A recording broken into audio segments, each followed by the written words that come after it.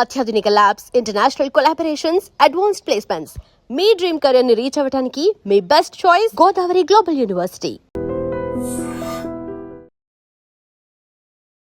నమస్తే, welcome to healthy conversations with IT media. నేను మీ ఝాన్సీ. సో ఈ రోజు మనం మెడికవర్ హాస్పిటల్లో ఉన్నాము. Cancer orthopaedic surgeon doctor Koteshwar Prasad garu మనతో ఉన్నారు. జనరల్ గా క్యాన్సర్ అంటే మనకు తెలుసు, బట్ క్యాన్సర్ ఆర్థోపెడిక్ సర్జన్ అంటే ఏంటి, ఆర్థోపెడిక్ సర్జన్స్ ఏం చేస్తారు, క్యాన్సర్ ఆర్థోపెడిక్ సర్జన్స్ ఏం చేస్తారు, ఈ విషయం తెలుసుకునే ప్రయత్నం చేద్దాం. నమస్తే సార్. నమస్తే. సో ఫస్ట్లీ ఐ డ్రీమ్స్ వాళ్ళకి మీకు I must say thank you. ఎందుకంటే ఈ క్యాన్సర్ అనేది చాలా ఫాస్ట్గా ర్యాపిడ్గా మన దేశంలో స్ప్రెడ్ అవుతుంది. మన ప్రపంచంలో మనం ఏ ర్యాంక్లో ఉన్నామో ఏమైనా ఐడియా ఉందా మీకు? క్యాన్సర్లో number 3. And soon by 2030 we may be number 1 in the world. చాలా అలార్మింగ్ గా అనిపిస్తుంది కదా. అంటే ప్రతి 1,00,000 మందిలో 100 మందికి క్యాన్సర్ అనేది ఇండియాలో ఇప్పుడు ఉంది. ప్రతి 1000 మందిలో ఒకళ్ళకి ఒక క్యాన్సర్ అనేది రావటం జరుగుతుంది. కాబట్టి అవగాహన లేకపోవటం, ఎడ్యుకేషన్ లేకపోవటం, దాని గురించి తెలియకపోవటం ఈజ్ ద బిగ్గెస్ట్ ఛాలెంజ్. సరే, మనం మిగతా క్యాన్సర్స్ గురించి మాట్లాడుకునే దానికన్నా బోన్ క్యాన్సర్స్ గురించి మాట్లాడుకుందాం. ఎందుకంటే ఒక ఆర్థోపెడిక్ సర్జన్ అంటే నా బేసిక్ వచ్చేసి ఆర్థోపెడిక్ సర్జన్, మామూలు జాయింట్ రీప్లేస్మెంట్స్ ఇవన్నీ చేస్తూనే ఉంటాం. కానీ క్యాన్సర్ స్పెషాలిటీ అంటే క్యాన్సర్లో బోన్స్లో వచ్చే క్యాన్సర్లో వాటి నుంచి వాటికి ట్రీట్మెంట్స్ ఎట్లా అనేది నా ఎక్స్క్లూజివ్ స్పెషాలిటీ అనమాట. సో దీంట్లో ట్యూమర్ ట్రీట్మెంట్స్ ఉంటాయి, ట్యూమర్స్ వస్తాయి, బోన్ ట్యూమర్స్ వస్తాయి, అలాగే బోన్ ట్యూమర్స్ వస్తాయి. ఎక్కువ పిల్లల్లో రావడం కూడా చాలా గమనించాల్సిన విషయం అనమాట. సో ఈ క్యాన్సర్ ఆర్థోపెడిక్స్ గురించి కొంత అవగాహన కలిగించడం కోసం ఈ రోజు మన డిస్కషన్ అనమాట. సో ఈ క్యాన్సర్ ఆర్థోపెడిక్స్ అంటే ఏంటంటే బోన్ క్యాన్సర్స్ అంటే ఏంటి?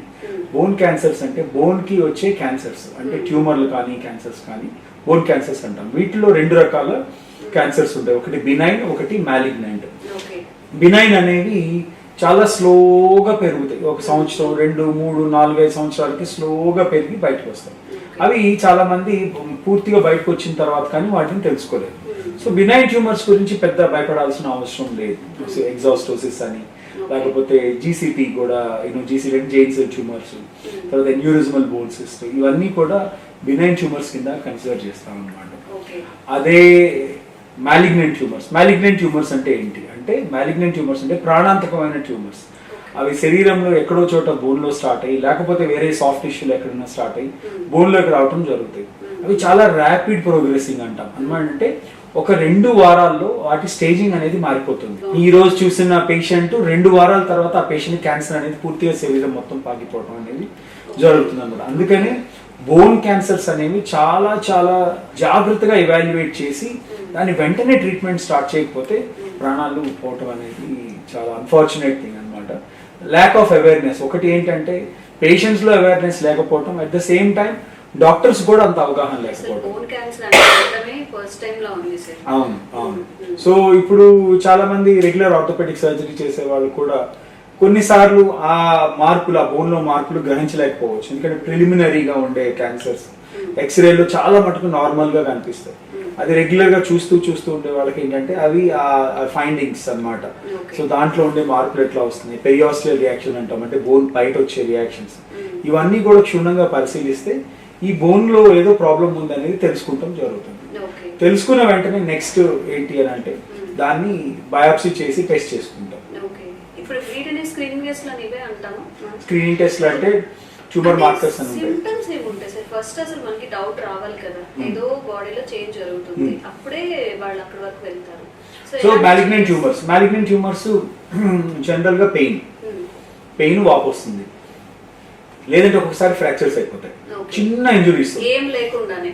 చిన్న పాప ఎస్పెషల్లీ ఇంకొకటి మోస్ట్ గమనించాల్సిన విషయం ఏంటి అంటే బాగా ప్రాణాంతకమైన ట్యూమర్స్ అనేవి, క్యాన్సర్స్ అనేవి, బోన్ ట్యూమర్స్ పిల్లల్లోనే వస్తాయి ఎక్కువ.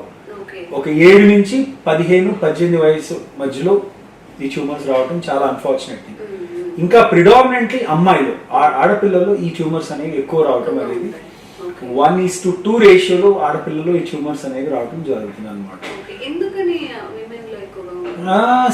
ట్యూమర్స్ క్యాన్సర్స్ అనేవి ఎప్పుడు కూడా జెనెటిక్ ప్రీడిస్పోజిషన్, మన జీన్స్ లో ఉండే మార్పులు, మన జెనెటిక్ డీకోడింగ్, మన జీన్స్ లో ఉండే ఆ కోడ్ ఏదైతే ఉంటుందో ఆ కోడ్లో ఫాల్టీ కోడ్స్ ఉండటం వల్ల, ఫాల్టీ జీన్స్ ఉండటం వల్ల ఈ ట్యూమర్స్ క్యాన్సర్స్ అనేవి రావటం Including అనేది bone classic. bone yeah, cancer bone కూడా. క్యాన్సర్స్ కూడా క్లాసిక్ ప్యాటర్న్ అది. కాకపోతే ఏంటంటే మారుతున్న పరిస్థితులు, మారుతుందంటే మనం ఇప్పుడు వాయు కాలుష్యము, నీరు కాలుష్యం, అట్ ద సేమ్ టైం మనం ఫుడ్ తినే పెస్టిసైడ్ కాంటెంట్స్ ఎక్కువైపోవటం, మనం పండించే పంటల్లో ఫర్టిలైజర్స్ అనేవి ఎక్కువ వాడటం. సో ఓవరాల్ గా ప్రపంచంలో కంప్లీట్ గా ఈ air, water and rest of the food అనేది కాలుష్యం అయిపోవటం వల్ల కొంత మటుకు ఈ food associated carcinomas, life style associated carcinomas అంటే మామూలుగా స్మోక్ చేసే వాళ్ళకి లంగ్ క్యాన్సర్స్ ఎట్లా వస్తాయి, అదే విధంగా అట్లా బోన్ కి సంబంధించినట్టు మాత్రం కూడా జెనెటిక్ గానే ఎక్కువ ప్రీడిస్పోజిషన్స్ ఉంటాయి. సో అన్ఫార్చునేట్ అదే పిల్లల్లో ప్రిడామినెంట్ గా ఉంటాం. నేను చెప్పినట్టు చిన్న ఇంజురీ, ఏదో పిల్లలు ఆడుతూ ఉంటారు, సడన్ గా పరిగెడుతుంటే కాలు వెళ్ళిపోతుంది, అదే ఫస్ట్ సైన్ అన్నమాట. అంటే ట్రివియల్ ట్రామాస్, లేకపోతే నొప్పి, వీక్ బోన్స్ అని కూడా కాదు, ఆ పెథాలజీ ఎక్కడైతే స్టార్ట్ అవుతుందో అక్కడ ఫ్రాక్చర్స్ అవటం అక్కడి నుంచే. సో అదే విధంగా కొంతమందికి పిల్లల్లో పెయిన్స్, ఎక్కడో చోట ఒక వాపు వస్తుంది, ఆ వాపు ఏముందిలే ఏదో ఆడుతూ పాడుతున్నారు అని అనుకుంటారు, తగ్గిపోతుందని మందులు ఇస్తారు. ఈ ఫస్ట్ వారం రోజులే చాలా చాలా క్రూషియల్. ఎప్పుడైతే ఫస్ట్ సైన్ వాళ్ళు చెప్తారో అప్పుడు వెంటనే ఆ డాక్టర్ దగ్గర కన్సల్ట్ చేయటం, ఆ డాక్టర్ పర్టికులర్ టెస్ట్లు చేయటం. ఎక్స్రే ఒక్కొక్కసారి మనకి డెఫినేటివ్ డయాగ్నోస్టిక్ టూల్ కాదు, MRI will be diagnostic tool. MRI చేసిన తర్వాత దాంట్లో 100% కనిపిస్తుంది ఏం ప్రాబ్లం ఉందనేది. దాన్ని వెంటనే బయాప్సీ చేయటం, ఆ బయాప్సీ టెస్ట్ కి పంపించడం, ఆ టెస్ట్ లోంచి రిపోర్ట్స్ తీసుకున్న వెంటనే ట్రీట్మెంట్ స్టార్ట్ చేయడం. ఇలా ప్రతి ఒక్క రోజు చాలా చాలా important. So that's why we call it as ticking time bomb. ఒక టైం బాంబ్ మనం చేతిలో అంటే కాల్లో పెట్టుకొని ఆ టైం ఆన్ చేసినట్టు. సో ప్రతి నిమిషం ప్రతి రోజు కూడా చాలా చాలా ఇంపార్టెంట్. ఒకటి ఏంటంటే మన భారతదేశంలో పావర్టీ ఎక్కువ ఉండటం వల్ల, హెల్త్ కేర్ యాక్సెసిబిలిటీ ఎక్కువ లేకపోవటం వల్ల, వీటి వల్ల కూడా కొంత ప్రజల్లో అవగాహన లేకపోవటం.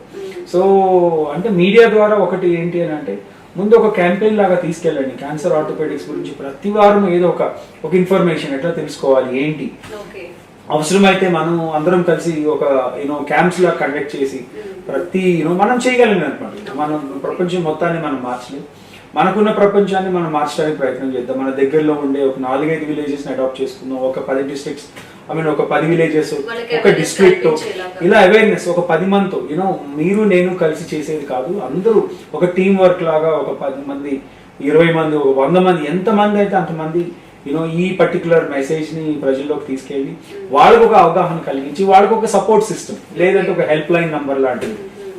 ఐ థింక్ మెడికవర్ నుంచి మాకు ఒక హెల్ప్ లైన్ నంబర్ ఒకటి ఉన్నట్టుంది. అదే విధంగా ఈ హెల్ప్ లైన్ నంబర్ అనేది ఫ్రీగా యాక్సెసిబుల్ ఉండేట్టు ప్రతి ఒక్కరికి కూడా, ఎట్లా 108 సర్వీసెస్ లాగా ఈ క్యాన్సర్ హెల్ప్ లైన్ నంబర్ కూడా ఒకటి యాక్టివేట్ చేసి ప్రజలకి చేరువలో ఉంటే ఈ ఒక ప్రాబ్లమ్స్ వచ్చినప్పుడు వెంటనే కాల్ చేయటం, దానికి మనం ఇన్ఫర్మేషన్ ఇవ్వటం అనేది జరుగుతుంది. So that way I think మన పార్ట్ ఆఫ్ సోషల్ రెస్పాన్సిబిలిటీ. ప్రతి ఒక్కళ్ళు సొసైటీలో సోషల్ రెస్పాన్సిబిలిటీ అనేది ప్రతి ఒక్కళ్ళ ఇది what you call that responsibility. Okay. So sir ఇప్పుడు ఆర్థోపెడిక్ క్యాన్సర్స్ అనేవి పిల్లల్లో ఎక్కువ వస్తాయి అనుకున్నాం, తర్వాత నెక్స్ట్ విమెన్ కాకుండా ఇంకా ఎవరిలో అంటే వీక్ బోన్స్ ఉన్న వాళ్ళకా, లేకపోతే ఎలాంటి వాళ్ళకి మోస్ట్ ఎఫెక్ట్ అయ్యే ఛాన్సెస్ ఉంటాయి? As I said that cancer అనేది వీక్నెస్ తో సంబంధం లేనిది, అది జీన్స్ తో సంబంధం ఉన్నది. ఓకే, ఒక్కొక్కసారి మంచి వెయిట్ ఉండి మంచి హెల్తీగా ఉండే పిల్లలకు కూడా క్యాన్సర్ వస్తుంది. మాల్ న్యూట్రిషన్ ఏమీ లేకపోయినా పాపం రోడ్ల పక్కన పెరిగే వాళ్ళకు కూడా, హోమ్లెస్ పీపుల్ కూడా క్యాన్సర్ రాకపోవచ్చు. So it is not connected to the health of the individual, it is genetic predisposition కాబట్టి జీన్స్ నుంచి వస్తుంది అనమాట. కొంత హెరిడిటరీ కనెక్షన్ ఉంటుంది. Gene is different from the hereditary, what you call the hereditary occurrence. Hereditary అంటే ఫ్యామిలీలో ఎవరికో ఉండింది వాళ్ళ నుంచి వీళ్ళకి రావటం, అది ఒక 20% దాకా కొన్ని ట్యూమర్స్ క్యాన్సర్స్ వచ్చే అవకాశం ఉంటుంది. కానీ మోస్ట్లీ ఆ ఫ్యామిలీలో ఎవరికి ఉండకపోవచ్చు, సడన్ గా వాళ్ళ ఫ్యామిలీలో ఒక యంగెస్ట్ మెంబర్ కి క్యాన్సర్ రావడం అనేది జరుగుతుంది. స్టార్ట్ అవ్వచ్చు. సో హెరిడిటరీ ప్రీడిస్పోజిషన్ కన్నా genetic predisposition is more. Okay. And మీకు కూడా ఎలాంటి డౌట్స్ ఉన్నా కానీ కామెంట్స్ చేయండి, తప్పకుండా సార్ తో క్లారిఫికేషన్ ఇచ్చే ప్రయత్నం అయితే చేస్తాము. Thank you so much. నమస్తే, థ్యాంక్ యూ.